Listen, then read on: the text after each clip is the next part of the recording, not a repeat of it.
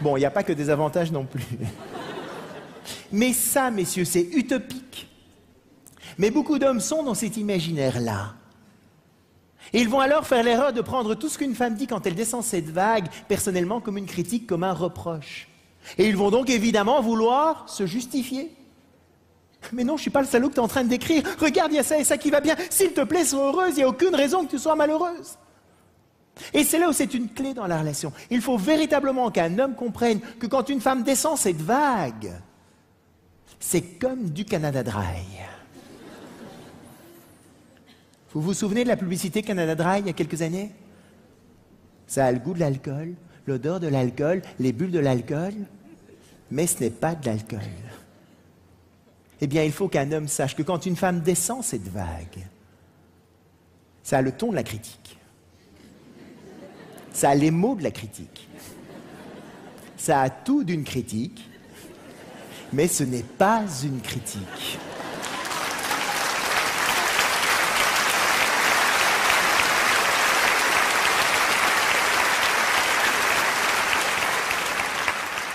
Et il faut qu'un homme se l'ancre vraiment bien dans le crâne.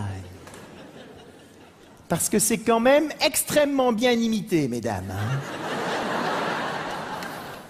Vous êtes très très fortes.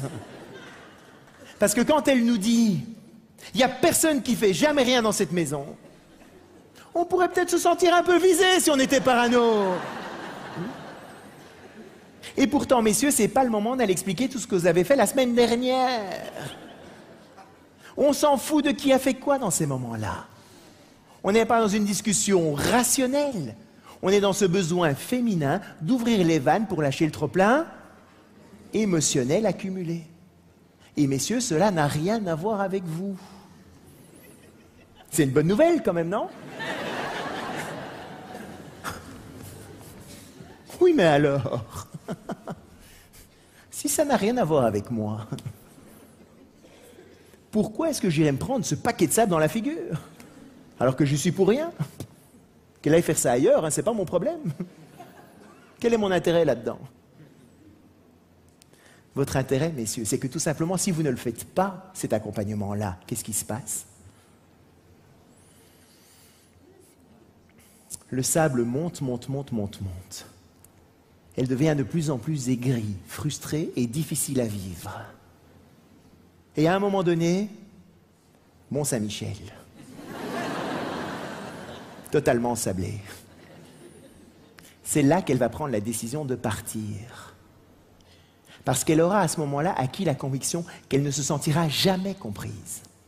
Alors pourquoi rester? De moins en moins de femmes acceptent de se résigner par rapport à ça.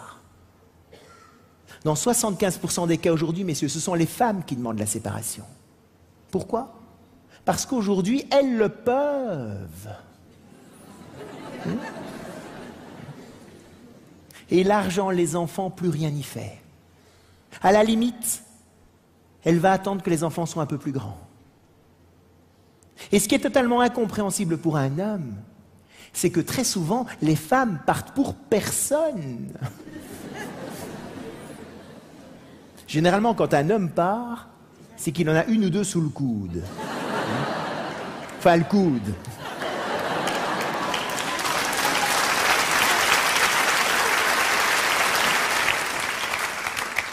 Mais une femme peut très bien partir pour personne. Et ça, c'est extrêmement déstabilisant pour un homme. Parce que le message que l'homme reçoit à ce moment-là, c'est « Tu es moins que rien.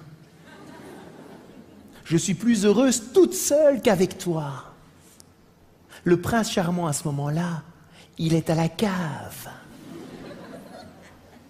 Alors que si vous l'accompagnez régulièrement dans la descente, si vous faites en sorte, messieurs, qu'il n'y ait pas de sable dans la vague, c'est quand elle remonte que vous allez le récupérer au centuple.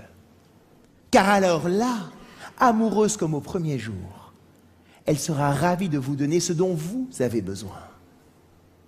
Donc, messieurs, en un mot, il faut draguer très régulièrement. Juste le sable, évidemment.